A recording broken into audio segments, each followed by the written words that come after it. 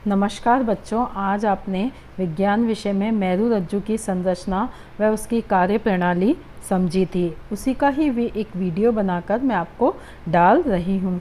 बच्चों, आपने जैसे समझा हुआ है कि मेरुरज्जु एक 5 सेंटीमीटर लंबा धागा होता है जो पश्च मस्तिष्क के अंतिम भाग मेडुला ऑब्लांगेटा से जुड़ा होता है।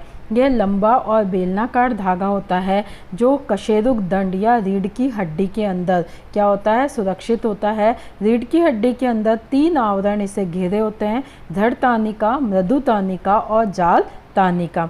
मस्तिष्क के समान इसमें भी तीनों तानिकाओं के मध्य प्रमस्तिष्क मेरु द्रव्य भरा होता है जो लसिका के समान होता है। यह सब मिलकर मेरुरज्जु की क्या करते हैं, रक्षा करते हैं। अब हम इसके चित्र को एक बार समझ लेते हैं। इसमें एक केंद्रीय नाल पाई जाती है। बच्चों, यहाँ रेड कलर की आपको दिख रही है केंद्रीय नाल। तंत्रिका गुच्छ पाए जाते हैं। 2 आवरण होते हैं। भीतर की ओर जो मोटा आवरण होता है वो घूसर द्रव्य से भरा होता है। बाहर की ओर जो पतला आवरण होता है उसमें श्वेत द्रव्य पाया जाता है। इसके अलावा 2 मूल होते हैं। ऊपर की तरफ पृष्ठ मूल और नीचे की तरफ अधर मूल होते हैं। पृष्ठ मूल से इस संवेदी तंत्रिकाएं, कोशिकाएं जो होती है केंद्रीय नाल तक सूचनाएं लाती है और अधर मूल से जो प्रेरक तंत्रिकाएं हैं वो पेशियों तक सूचनाओं को पहुंचाती है। अर्थात मेरुरज्जु जो है एक तंत्रिकीय नाल है या एक तंत्रिकीय धागा है जो कशेरुकाओं के मध्य या रीढ़ की हड्डी के अंदर सुरक्षित होता है। यह लगभग 5 सेंटीमीटर लंबा होता है। इसके मध्य भाग में एक सक्रिय केंद्रीय नाल पाई जाती है जो आपने रेड कलर की देखी है, जिसे 2 स्तर की मोटी दीवारें घेरे होती है। इसके भीतरी स्तर को घूसर द्रव्य, भीतरी स्तर को क्या बोलते हैं, घूसर द्रव्य, तथा बाहरी स्तर को श्वेत द्रव्य कहा जाता है।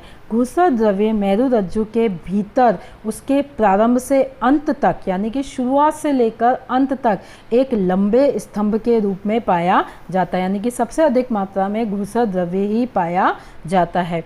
कार्य, पहला कार्य यह प्रतिवर्ती क्रियाओं के संचालन व नियमन का कार्य करता है और दूसरा यह मस्तिष्क से आने वाली तथा मस्तिष्क तक जाने वाले आवेगों के लिए, मस्तिष्क से आने वाली तथा मस्तिष्क तक जाने वाले आवेगों के लिए एक पथ प्रदान करता है। इसकी कार्यविधि को हम चित्र की सहायता से आसानी से समझ सकते हैं। मान लीजिए प्रतिवर्ती क्रियाएं क्या होती है, उद्दीपन के तुरंत होने वाली अभिक्रियाएं।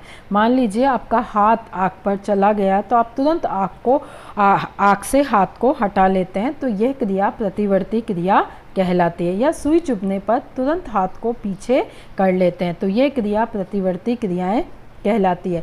मान लीजिए आपका संवेदी अंग है। संवेदी अंग क्या है, आपका हाथ। संवेदी अंग जो हाथ है वो आँख पर गया तो यह सूचना संवेदी तंत्रिका कोशिकाएं जो होती है वो केंद्रीय नाल तक पहुंचाती है। केंद्रीय नाल तुरंत आदेश जारी करती है और प्रेरक तंत्रिकाओं के माध्यम से इसके आदेश किसको पहुंचाती है, पेशियों को पहुंचाती है और हम आँख पे से हाथ को हटा लेते हैं। इस प्रकार से यह प्रतिवर्ती क्रियाओं को नियंत्रित करता है। धन्यवाद।